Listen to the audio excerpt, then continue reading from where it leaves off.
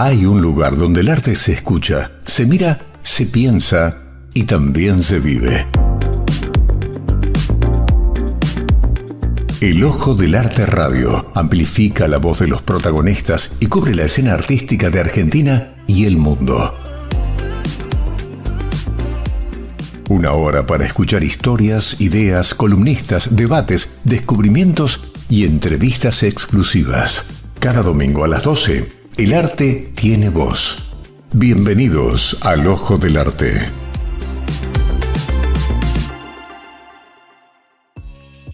Bienvenidos al Ojo del Arte. ¿Cómo les va? Volvimos acá a encontrarnos en Radio Rivadavia, como todos los domingos, a las 12, para hablar de artes visuales. Hoy tenemos una galería que celebra una mudanza y muchos años de recorrido. Pasto, van a venir a hablar el galerista y un curador. Tenemos entrevista internacional, vamos a hablar con dos argentinas que están en Londres exponiendo juntas. Nos visita Manuel 40, vamos a comparar experiencias de Venecia y Nueva York. Va a estar muy divertido eso. Y también vamos a recorrer MAPA. Así que todo el arte argentino va a estar pasando por esta hora que vamos a compartir, que ustedes pueden descargarse la app del Ojo del Arte para tener la playlist de YouTube, la de Spotify, todas las notas que se publican cada semana en el portal elojodelarte.com y muchísimo más. Recuerden que nuestro Instagram es el Ojo del Arte OC y ahí esta semana compartimos reels de MAPA y de la Feria de Tucumán, que también estuvimos cubriendo y les vamos a seguir compartiendo más material. Pero hoy traje algo especial para compartir con ustedes, que es el libro de poesía Último Sol en Itatí, que vamos a estar sorteando entre los oyentes que se descarguen la app y participen. Es mi segundo poemario. Y traje también para que me acompañe la pintura de Alberto Ibarra que está en la tapa. Es un pintor de Corrientes y este libro tiene todo que ver con ese paisaje de los esteros, de los carpinchos. Ahí vemos en la pintura de Alberto, que es una belleza, una Ofelia que naufraga. Yo pienso que está en la mitad de su vida y no sabe de este último sol que se está poniendo en Itatí.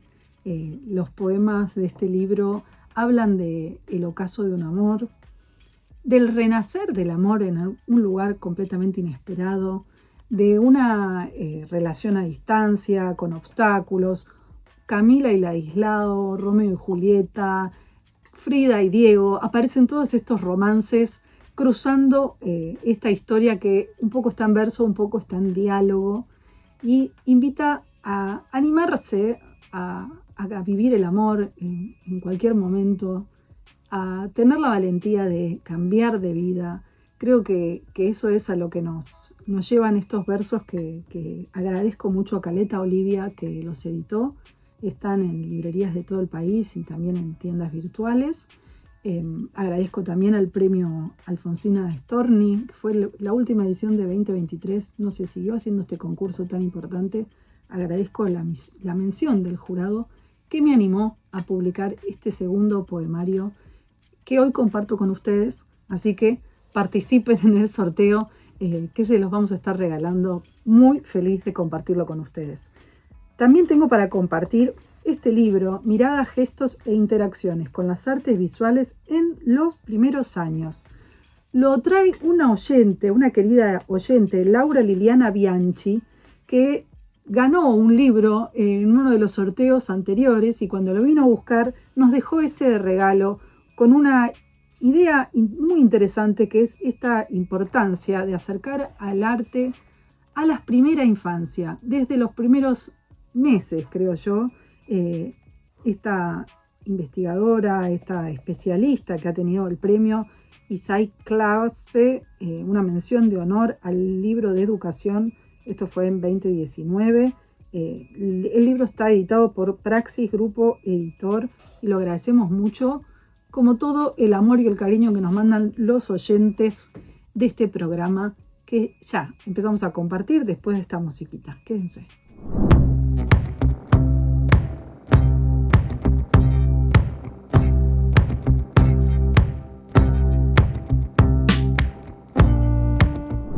Tenemos dos visitas muy estelares aquí en el estudio de Radio Rivadavia. Bienvenidos César Abelenda y Charlie Herrera. ¿Cómo están? Muy bien, muy bien. Estamos de celebración.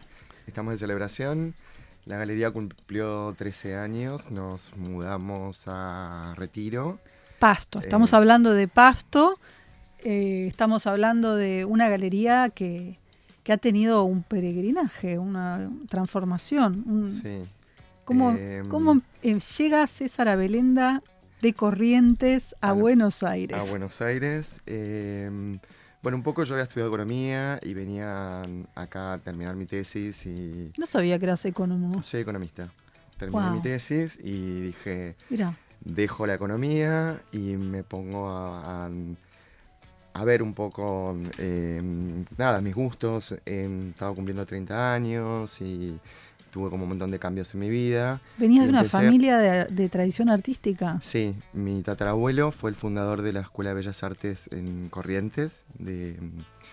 Y nada, que no es la Josefina Conte, ¿no? La Josefina Conte. Ah, y de la Josefina Conte, exactamente, que la conozco muchísimo. Y el museo municipal, que está en el Parque Ambacuá, que era la casa de mi abuela, es hoy el Museo Adolfo Mors, que era mi tatarabuelo. Así que venimos de familia de artistas.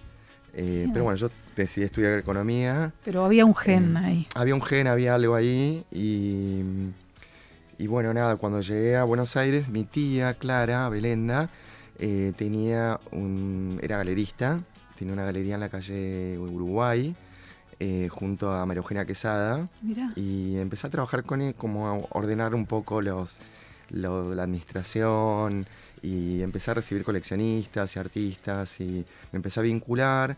Y justo ese año se abrió la maestría en curaduría en artes visuales en la UNTREF. Así que tuve una primera entrevista con Diana Bessler. Yo dije, no me van a recibir, soy economista, ¿qué tiene que ver? Y nada, Diana estaba fascinado que alguien que venga de las ciencias económicas se interese por el arte, y empecé a estudiar historia del arte ahí.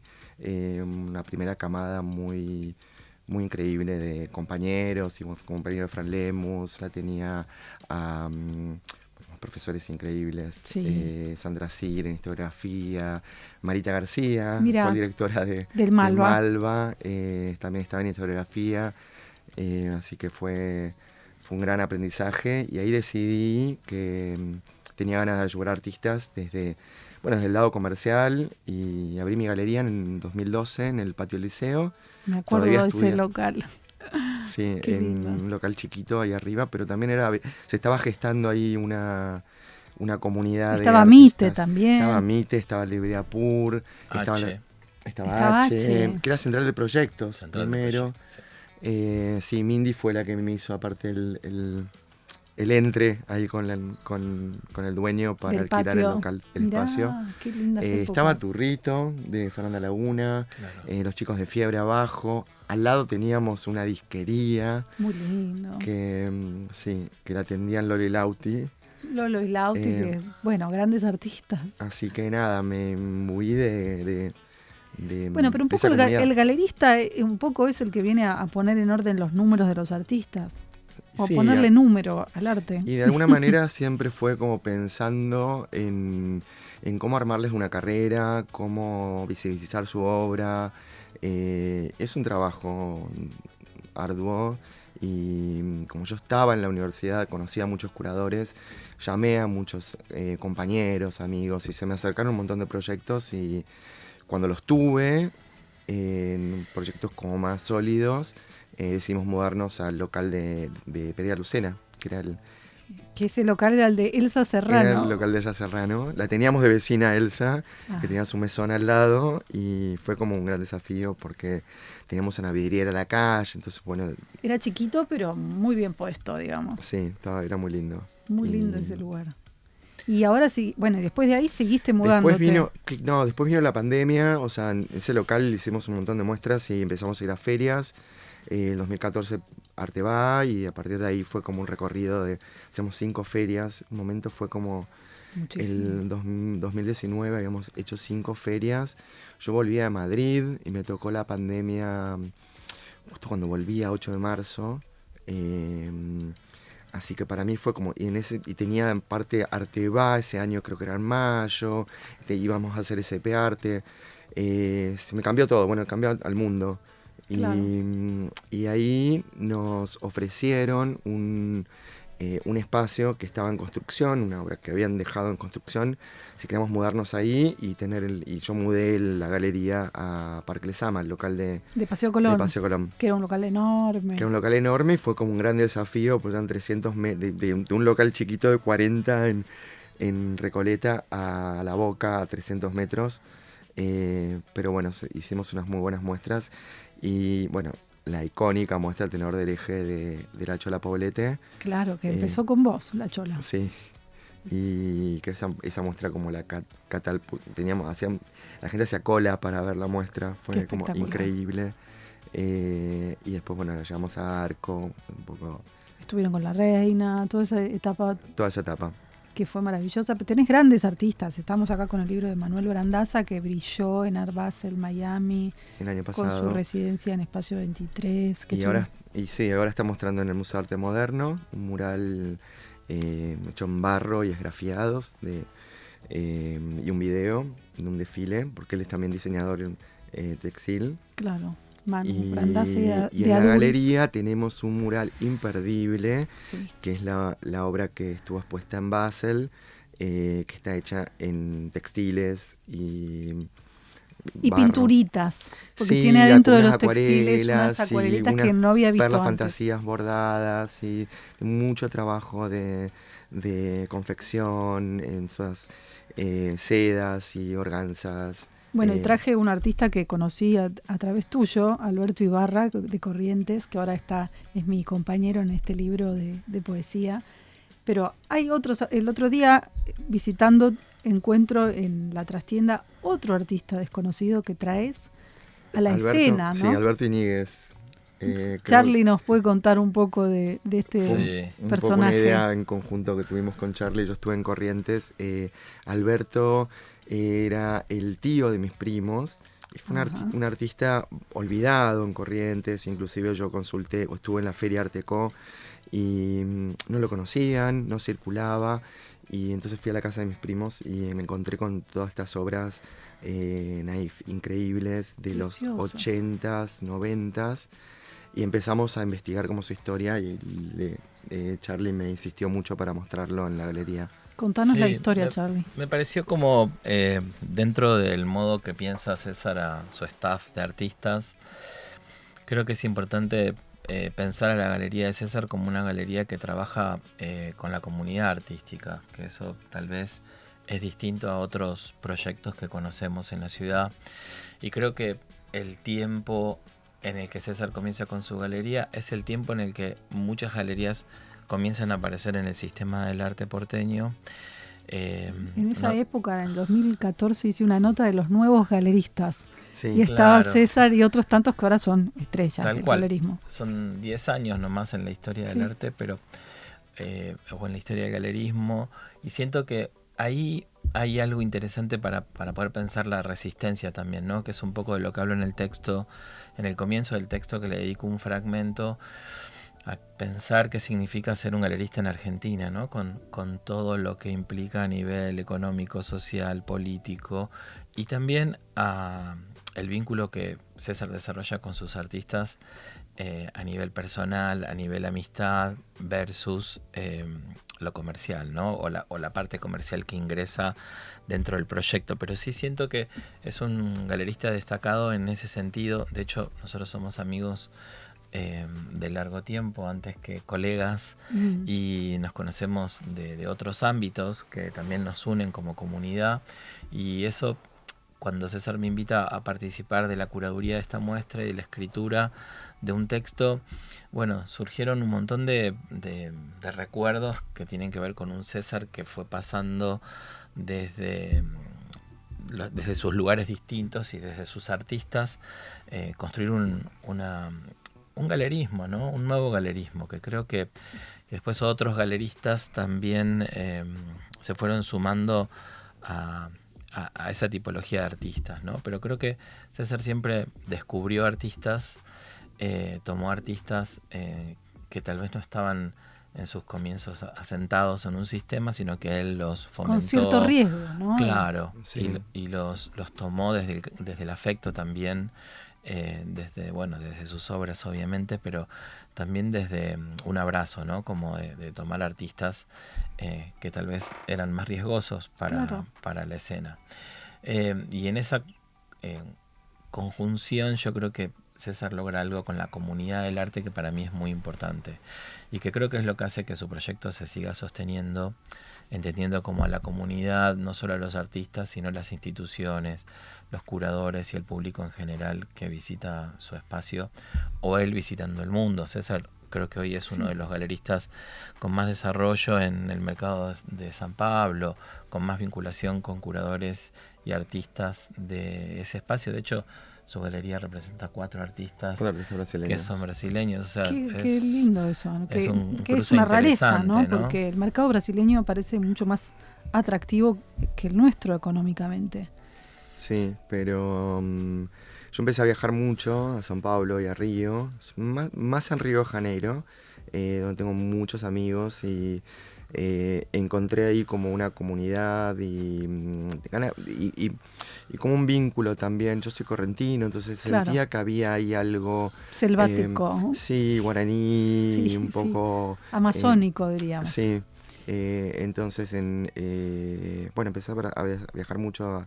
¿Y podés llevar tus artistas allá a vender en el mercado brasileño? Eso sería nuestro golazo. Justamente cuando empezamos a trabajar con Manu, así como lo que decía Carlos, desde una relación de un vínculo de amistad y de conocer su obra y sus objetivos también, como a dónde quería llegar con su obra. Él estuvo viviendo un tiempo en Río de Janeiro y me planteó por qué no, que a él le gustaría hacer una muestra en San Pablo. Entonces empezamos a trabajar con este proyecto y lo fui llevando. Hicimos primero la Feria Arte Río, en un solo show con Manu. Pensamos armar el libro. Hermoso. Es divino el libro. Es una maravilla. Es de actividad de uso. Divino. Y bueno, hicimos una muestra en Casa Cultura do Parque de San Pablo y este año, bueno, le conseguimos hacer una muestra en la Galería María Razuc de San Pablo, que es quien representa ahora a Manu. Así que fue como todo un camino pensado y armado y trabajado. Claro. Así trabajo con cada uno de los artistas, como empiezo a trabajar, qué objetivos tienen en su obra, dónde quieren mostrar, dónde quieren posicionarse, qué colecciones les gustaría estar, qué no. Claro. Y así como hay artistas súper exitosos, tenés este otro artista, Alberto, que Charlie, me ibas a contar quién es. Bueno, en esta construcción de la muestra de César aparece en algunos de nuestros diálogos. César me cuenta sobre este artista y me muestra su obra. A mí me pareció sumamente interesante poder pensarlo hoy, digamos, pensar su obra hoy en el conjunto de artistas que César maneja y también en cómo ese artista podría tener una mirada internacional, sobre todo, por ejemplo, en el mercado de San Pablo, de Brasil, digamos, como cierta tendencia que también hay en el mercado de incorporar artistas que podríamos definir como más outsiders o que no tienen registro. Me quiero acordar una pintora que estuvo mostrando en el MASPI, que la pintura es muy parecida, ya me voy a acordar. María Auxiliadora. Esa. Sí. ¿No tiene mucho que ver? Tiene mucho que ver. Claro, bueno, hay una tendencia o una búsqueda de artistas que se podrían vincular o con el Art Brut o con el Naif, que empieza a tener visibilidad.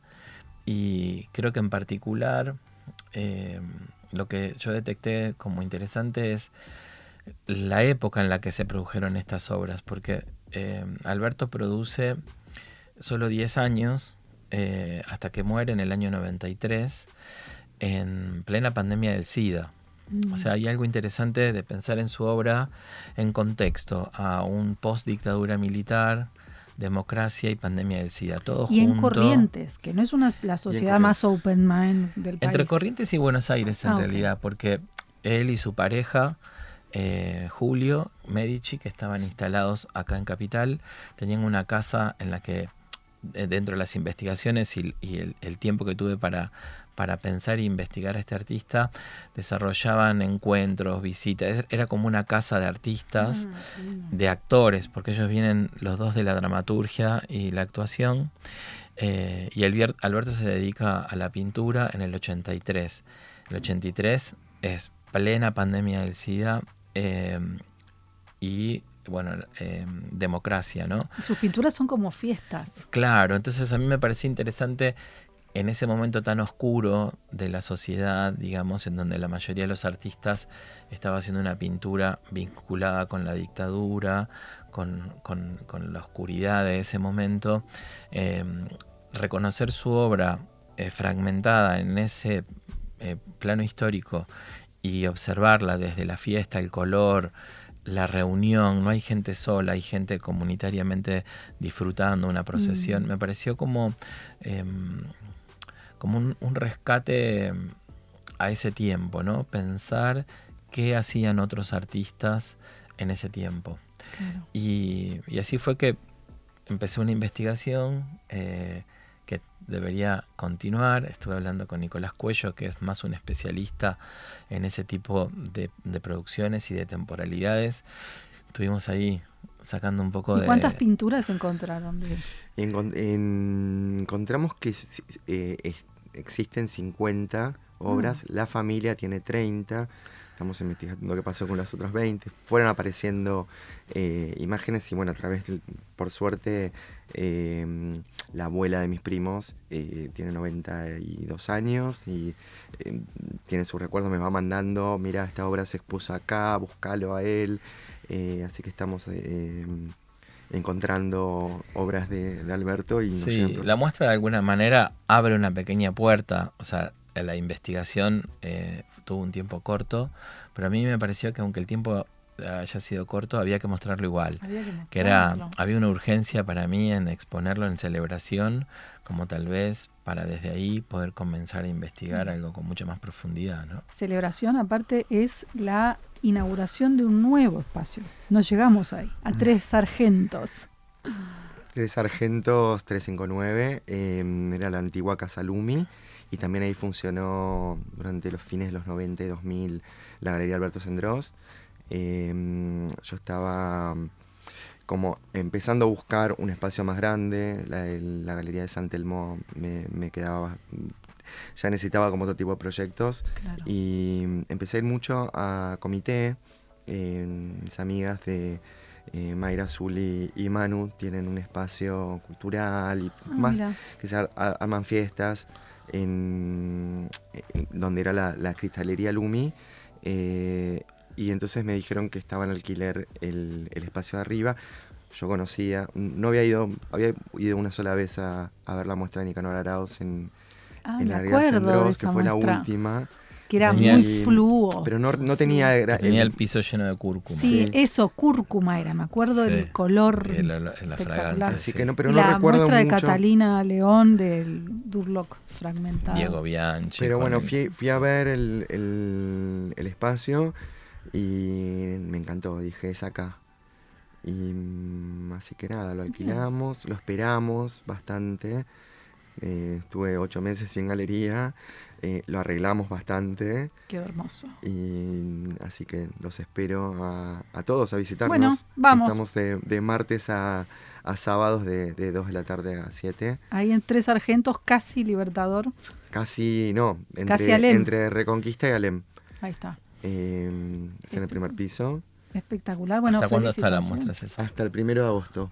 Hay tiempo. Así que hay tiempo.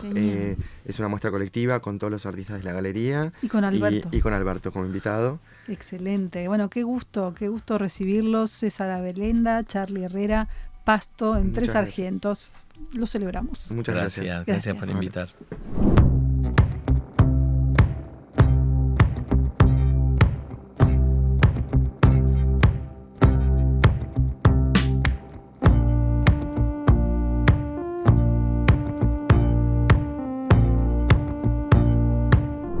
Llamada internacional en el Ojo del Arte. Vamos a hablar a Londres con 2 artistas argentinas que comparten exposición en Filet Space, Majo Caporaletti y Vicky Polak. ¿Cómo andan, chicas, ahí en Londres? Muy bien, gracias por invitarnos a participar del programa. Orgullosos estamos de que estén ahí llevando un poco de nuestros paisajes, de nuestro arte. Maravilloso el lugar y lo que están haciendo. ¿Cómo ocurre esta exposición? ¿Cómo se gesta? ¿Hay un vínculo entre ustedes también? Cuéntenme. Sí, bueno, gracias Paula por invitarnos. Sí, la muestra surge un poco a partir de muchas conversaciones que venimos teniendo con Vicky. La muestra es una muestra de mis pinturas al óleo y las fotos de Vicky en blanco y negro. Y bueno, es un vínculo que a nosotros nos une, que está muy atravesado por lo que vemos, lo que nos inspira.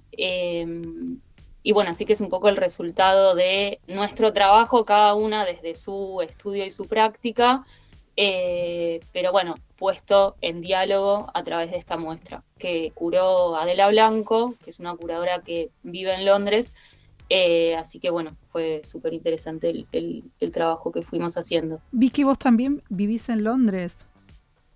Sí, yo vivo en Londres hace 10 años. Wow. Y trabajo acá en una galería de arte que se llama Victoria Miró, Uh-huh. en la parte, bueno, cultural. Y bueno, nuestro vínculo con Majo ya viene de 12, 13 años, algo así, 15 años. Nos conocimos en Buenos Aires, en una época en la que, bueno, Majo estaba viviendo en París y yo estaba con muchas ganas de venirme a vivir a Londres, entonces tuvimos como muy buenas conversaciones a través de amigos en común, y después nuestro vínculo se fue nutriendo a la distancia también, por esto, ¿no? De, che, fui a ver tal muestra, o te comparto tal libro, o fui al cine a ver tal película, y como que siempre nuestro intercambio tiene que ver con el arte, ¿no? Con lo visual también, mismo con la música, nos compartimos música. Qué lindo. Viajamos juntas y bueno, en este plan de exhibir juntas acá en Inglaterra, bueno, Majo ahora se está quedando en mi casa, como que estamos utilizando el estudio Cubits, que es donde yo tengo mi espacio.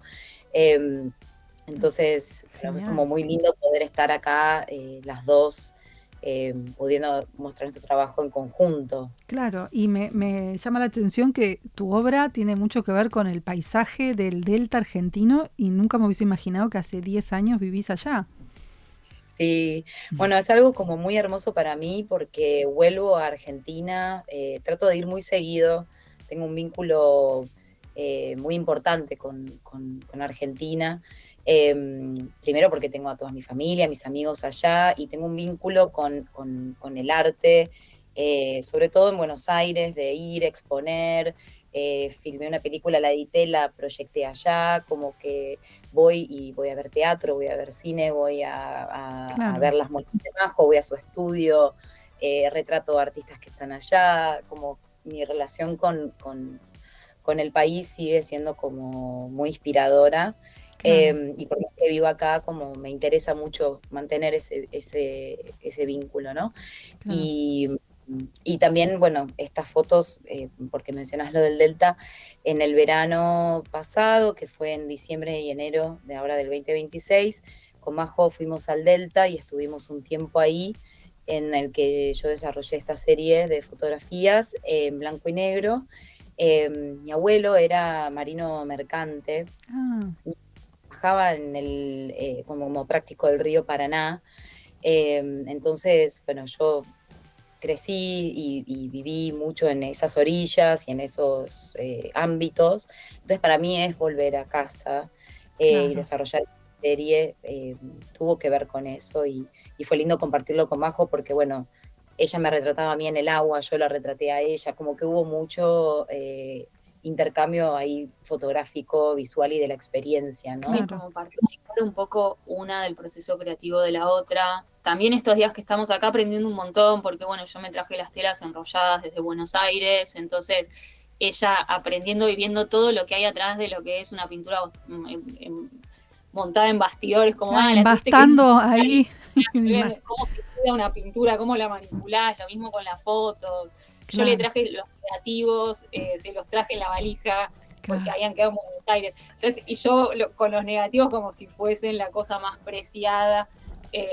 Así que bueno, también es muy nutritivo cómo cada una está muy en su lenguaje. Claro. Pero bueno, lo compartimos un montón. En diálogo. ¿Y tus pinturas, Majo, tienen que ver algo con el desierto de Atacama? Leía en el texto de Adela. Sí, yo hice una residencia el año pasado, una residencia internacional que la organiza una institución británica, pero son en distintos lugares remotos. Uh-huh. Y esta, bueno, fue en el desierto de Atacama. Y yo estuve trabajando todo el año pasado en esa serie, que son pinturas que presenté de diciembre a marzo. Un par de esas pinturas estuvieron expuestas en una muestra individual que hice en el Palacio Ferreira, en Córdoba. Entonces en esa muestra individual como que terminé de desarrollar bien esta idea a partir de esa residencia. Y un poco lo que hablamos con Vicky es como, bueno, de traer esas imágenes de esos paisajes, traerlos también acá. Y jugar un poco con estas, como por oposición mucho en la muestra se ve, que es como mis pinturas tienen mucha presencia fuerte del color y las fotos de Vicky están en blanco y negro. Claro. Los une esta idea del territorio levitante, ¿no? Como la ingravidez del territorio, lo leve. Sí. Pero también jugando con eso, como en mi pintura aparece mucho la arena, la piedra, la tierra, y en las fotos de Vicky hay mucha más agua. Entonces, y la verdad que en el montaje fue... todo fue súper fluido porque nosotras trabajamos a distancia, si bien cada una conoce el lenguaje de la otra, que eso lo hizo bastante más, fue todo muy fluido en el proceso. En el montaje, si bien teníamos como un render de lo que iba a ser el montaje, pero yo no conocía la sala, entonces fue como, bueno, a ver qué pasaba, y que siempre en los montajes suele haber modificaciones porque el espacio un poco a veces te pide otra cosa, pero acá hicimos esas modificaciones y era como, es increíble como esta pintura al lado de esta foto, que a veces son, yo hago pintura figurativa, entonces a veces es como, no es fácil como de que esos lenguajes convivan, y la verdad que acá funcionó bien. Funcionó ahí. Sí, y hay algo de entrar en la sala y que sentís realmente como de que estás en otro espacio. Qué lindo. Un poquito en Argentina, en Londres, ahí en Filet Space. Muchas gracias, Majo Caporaletti y Vicky Pollack. Un abrazo y les deseamos todo el éxito en esta exposición. Muchas gracias. Un beso grande. Adiós, chao, gracias.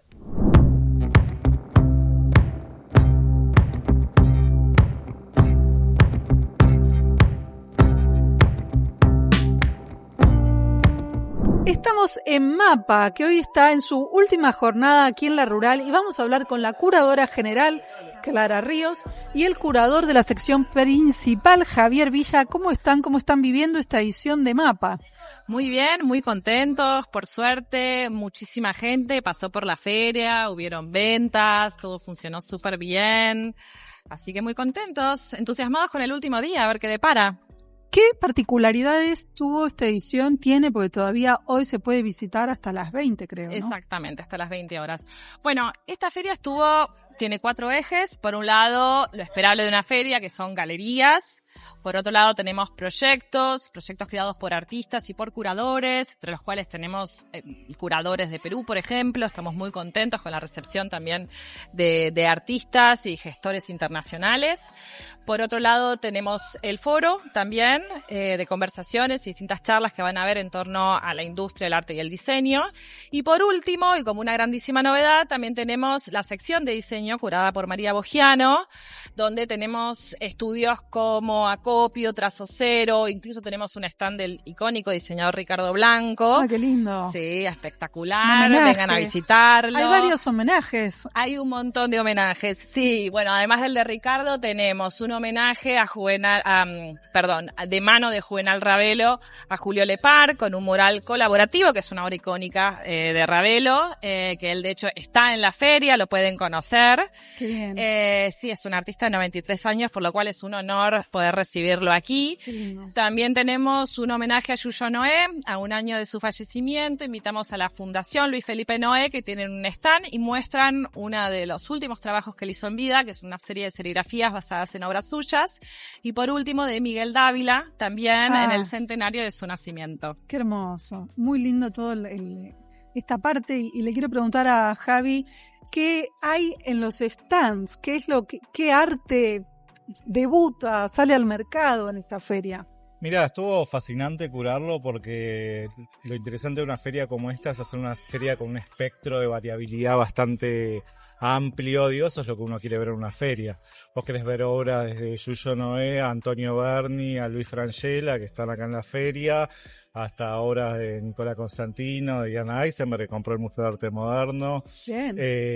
Hasta obras de artistas jóvenes, ¿no? Y sobre todo crear una variabilidad también a nivel regional, ¿no? Como tenemos muchos stands de muchas galerías de provincias, vinieron de Córdoba, vinieron de Rosario, vinieron de Salta, solo para nombrar algunas. Claro. Y tenemos también muchos stands de países de Latinoamérica, como mencionó Clara.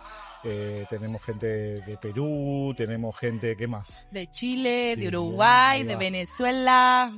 Así que nada, fue fascinante. Me parece que es una feria MAPA que está en pleno crecimiento, y obviamente sabes que para tener una escena de mercado, una escena comercial, una escena del arte sana, cuanto más oferta tengamos, más ofertas de feria, más ofertas, ¿no? de posibilidades de que otro tipo de... Digo, acá tenemos obra de todo tipo. Tenemos obra muy legitimada, pero también obra joven, y el desafío curatorial fue un poco mezclar todo eso y que quede una feria súper atractiva, ¿no? A nivel visual. Claro, la experiencia para el visitante que venga hoy domingo a pasear en MAPA, ¿qué le dirías, Clara? ¿Qué se va a encontrar? Que se apuren porque ya cierra.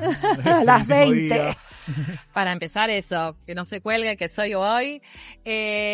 Y mira, hay de todo. Para empezar pueden ver ya finalizado el mural de Juvenal, que quedó espectacular.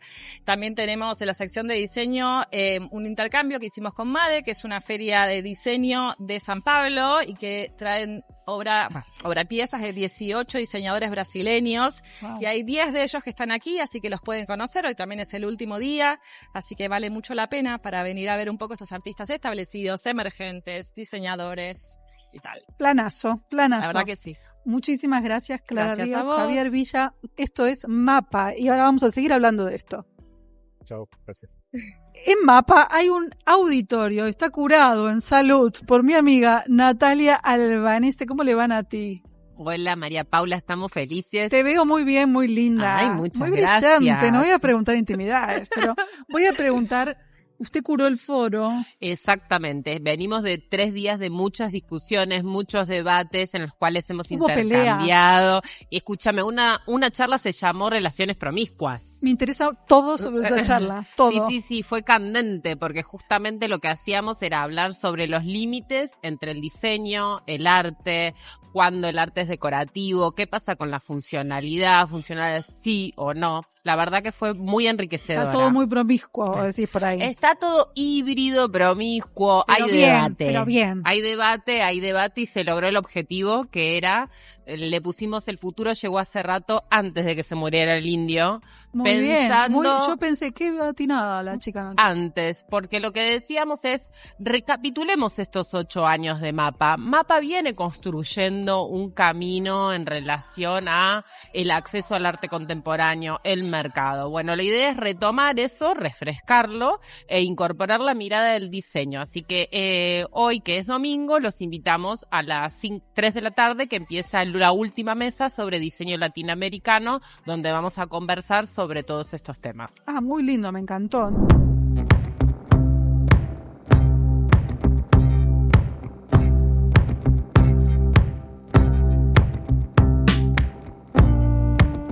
Recibimos a nuestro columnista querido, habitué del Ojo del Arte, Manuel Cuaranta. ¿Cómo andás, Manuel? ¿Cómo andás, Paula? ¿Qué tal? ¿Todo bien? Muy feliz de volver a verte y sabiendo que venís de un viaje y que traes historias para contar. Muchas. ¿Dónde anduviste? Estuve en Nueva York por distintas circunstancias, fundamentalmente porque se inauguraba la retrospectiva de Marcel Duchamp, la más grande de los últimos 70 años en el MoMA, y era... Tenías que ir. Tenía que ir.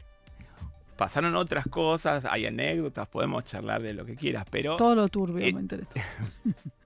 Eso fue el objetivo fundamental y cumplió. Viste que en general uno, cuando tiene muchas expectativas, en general nunca la realidad está a la altura de las expectativas que tiene uno, ¿no? Me pasó.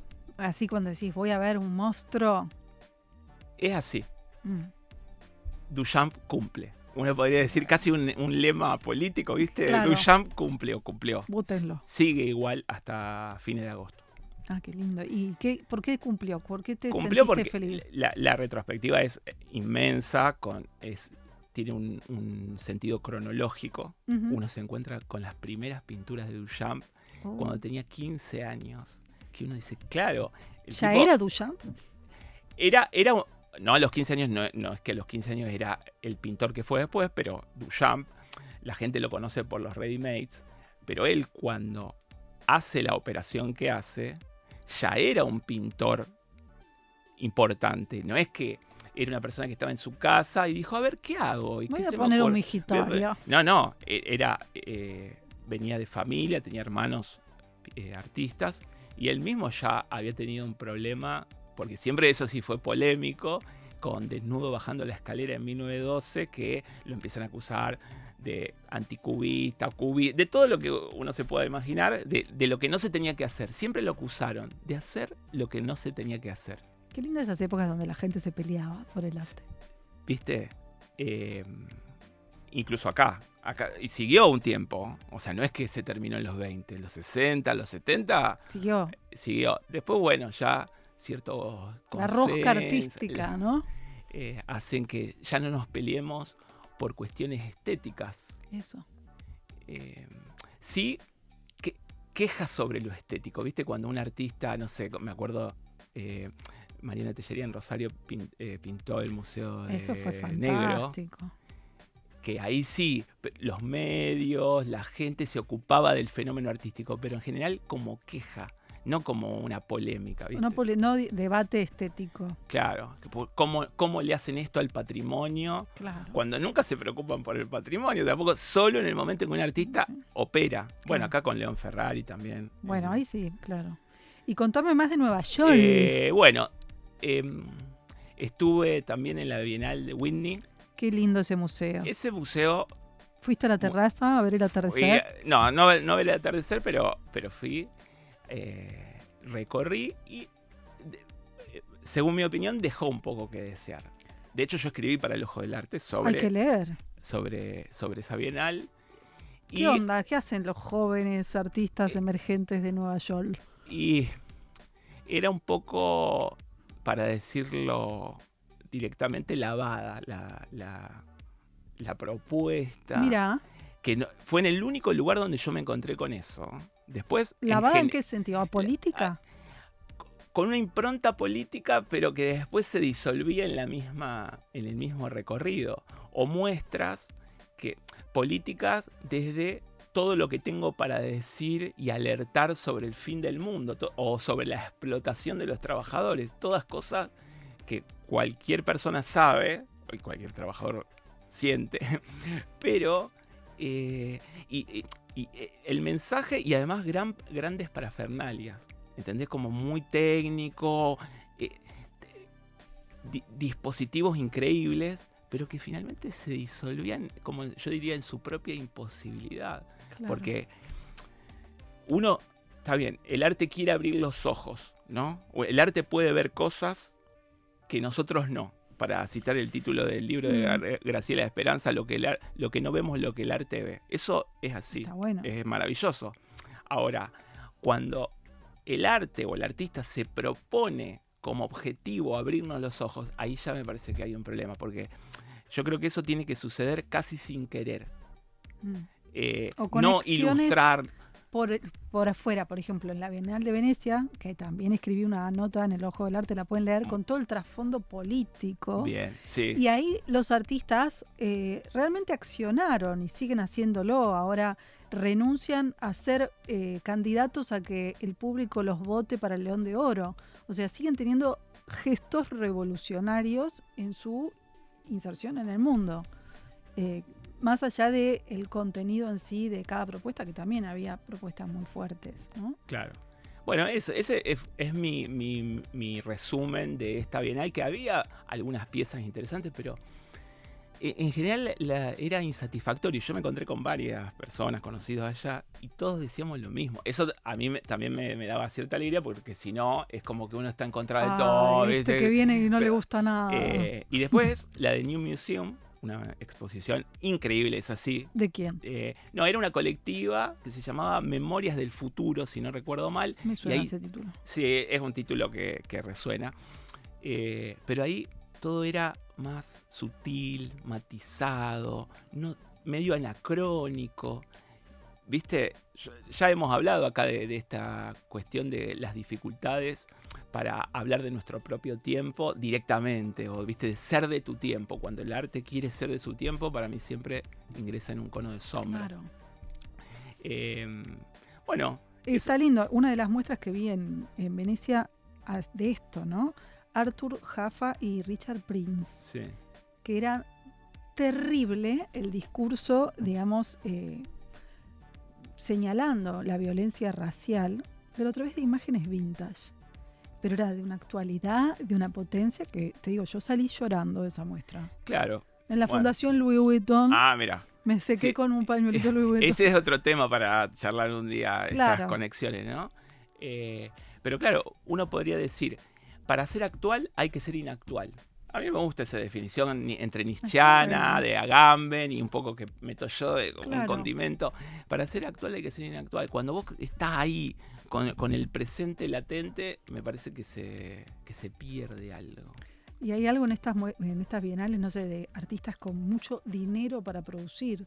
¿Se notaba eso? Se notaba. Había mucho dinero, había... Sí, ¿sabes qué? Sobre todo, y una de las que más me incomodó, pero me incomodó en el peor de los sentidos, era un dispositivo que no sé lo que debe haber costado, en una pantalla enorme en el techo, 360 grados, una cosa increíble, pero que eso es para mí tanta técnica y tanto dispositivo para transmitir un mensaje que después queda disuelto en su propia... ¿Y cuál era el mensaje? ¿Qué querían decir? No, hablaba sobre el volumen de informativo, sobre... Y te bombardeaba.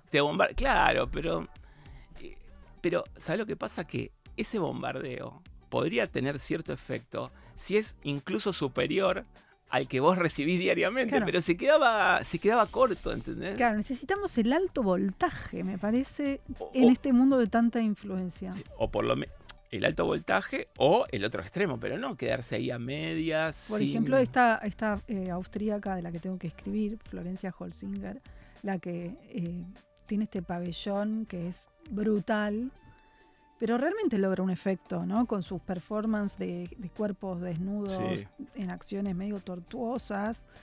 Pone en escena una energía del planeta de este momento y te produce un rechazo, digamos, o lo que vos quieras sentir,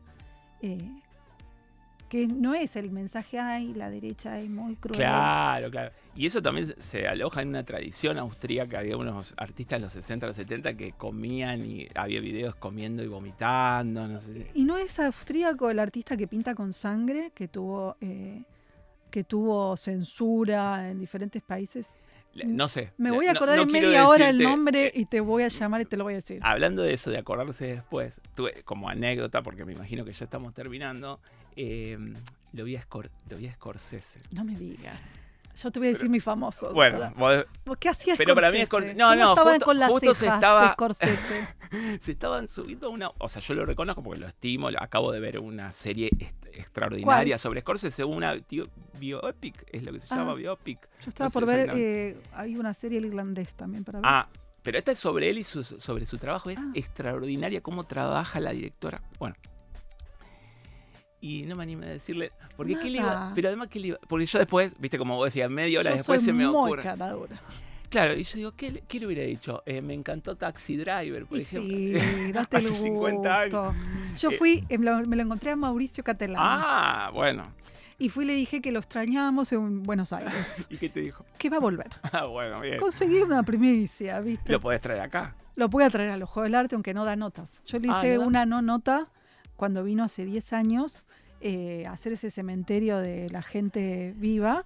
Sí. Y él no daba notas, pero como soy muy insistente, me dijo que me daba una nota, pero que no podía ni grabar ni escribir. Me la tenía que acordar de memoria.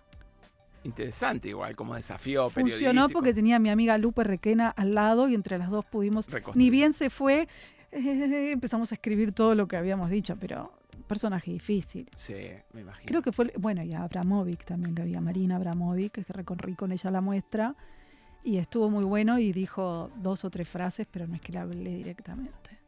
Bien, bueno, entonces cada uno tuvo su momento momento de gloria. cholulismo, que para eso viajamos por el mundo. Es así. Qué hermoso. Bueno, me alegro mucho de verte. Igualmente. Te vamos a leer a elojodelarte.com o bajándose la app, ponen Manuel 40, sale toda la bibliografía. Es bibliografía lo que Manuel escribe, así que vayan y gracias por venir. Te esperamos la próxima. Gracias por invitarme, Paula. Placer.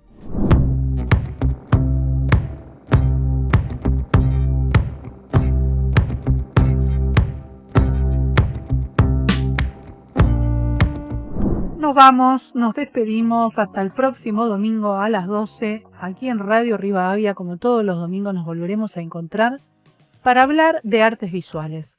Recuerden que estamos regalando mi libro de poesía, Último Solo en Itatí, que lo van a encontrar para participar en el sorteo en la app del Ojo del Arte. Y de paso está les quedan su teléfono, todas las notas del portal elojodelarte.com, la playlist de YouTube, o si prefieren escucharnos por Spotify, todo está en su mano si se bajan la app El Ojo del Arte. Nos volvemos a ver el próximo domingo entonces. Esto ha sido una producción general, creación y dirección de Gisela Asmundo. En la producción artística y conducción, quien les habla, María Paula Zacarías. Asistencia de producción, Abril Irastorza. Controles, edición y puesta al aire, Felipe Sánchez, Daniel Berlingeri, Marcelo Dentice, Antonio Esmoris, Brisa López y Gastón Infantina. Nos vemos el próximo domingo. Tengan una hermosa semana.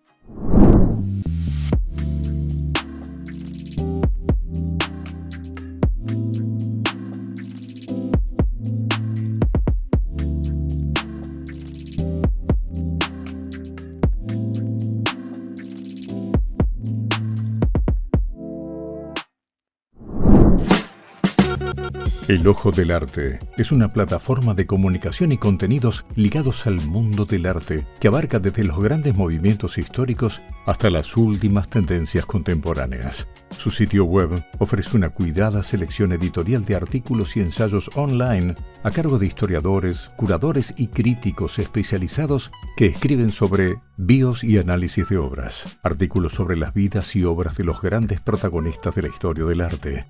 Entrevistas, conversaciones con reconocidos artistas y curadores de la escena contemporánea. Tendencias, un foco en las expresiones más vanguardistas del presente y las últimas décadas. Turismo, recomendaciones de atracciones artísticas en diferentes destinos del mundo. Patrimonio, relevamiento del patrimonio escultórico y arquitectónico de la ciudad de Buenos Aires. Espacios, guía con información sobre galerías, museos, fundaciones y residencias de la ciudad. Art Proust, 10 preguntas del cuestionario Proust a diferentes exponentes del arte argentino. Memesunda, galería de videos y archivo con misceláneas del mundo del arte. Ensayos, reflexiones teóricas a cargo de críticos e historiadores académicos. Su programa radial brinda un espacio para la esencia artística de todo el país con entrevistas, música y columnistas invitados, todos los domingos a las 12 por Radio Rivadavia. El proyecto ha sido distinguido como medio de interés cultural por la Honorable Cámara de Diputados de la Nación y la Legislatura porteña y obtuvo también el Martín Fierro Radio 2023-2024 al mejor programa cultural educativo. Entra a elojodelarte.com, descarga la app oficial y visita las redes sociales.